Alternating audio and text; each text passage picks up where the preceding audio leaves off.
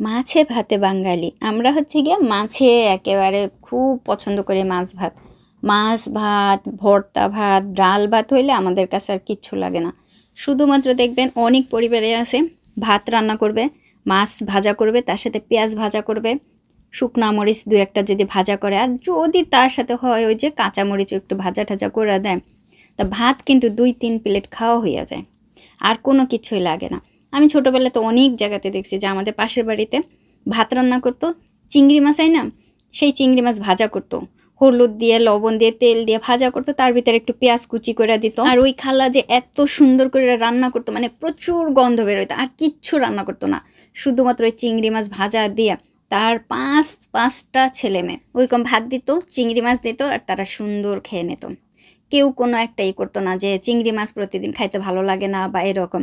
সুতরাং আমরা না সত্যি সত্যি মাছ হইলে পরে, ভাত হইলে পরে খাওয়া হয়ে যায়, প্রচুর পরিমাণে খাওয়া যায়। আর তার সাথে যদি ধরেন একটা তরকারি হয়, তরকারি রান্না করলে তো মানে আর কোনো কথাই না, তরকারি একটুখানি হইলেই কিন্তু বেশ অনেক ভাত খাওয়া যায়। আর যদি হয় মাছ দিয়ে কোনো তরকারি, ধরেন যে বেগুন ইলিশ, বা ধরেন যে কচুর গাঠি দিয়া, বা ঢেঁড়স দিয়া, বা পাট শাকের তরকারি, বা টমেটো দিয়া আলু দিয়া তরকারি, মানে যে আমাদের দেশের তরকারি তো আর কোনোই নাই, প্রচুর পরিমাণে তরকারি আছে, নানান ধরনের তরকারি আছে।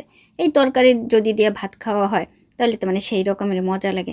মশলা যদি একটু বাইটে বুটে নেওয়া হয়, আর যদি এরকম আস্তে আস্তে ছোটো ছোটো ছোটো ছোটো জাটকা ইলিশও নিয়ে আসা হয়, তাহলেও কিন্তু মজা হয় খাইতে।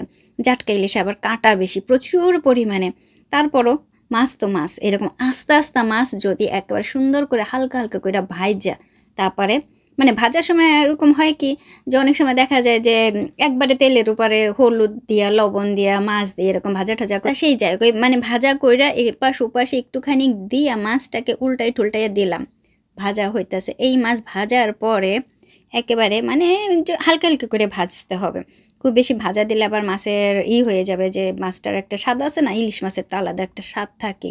এখন ভাজা দেওয়ার দেখেন এই পাট ওপাট ভাইজা ভুজা ভাইজা ভুজা দিয়ে ওই যে বেগুন কাইটে রাখছি, ধরেন আপনি বেগুন দেবেন, আলু দেবেন, তা না হলে টমেটো আলু দেবেন, তার সাথে যদি দিতে পারেন আর অন্যান্য সবজি, ফুলকপি হইলেও মজা লাগতো। কোরিয়াতে ফুলকপি যে এত দাম বিশ্বাস করবে না, ছোট্ট একটা ফুলকপি একেবারে চাইয়ে নেবে 500-600 টাকা।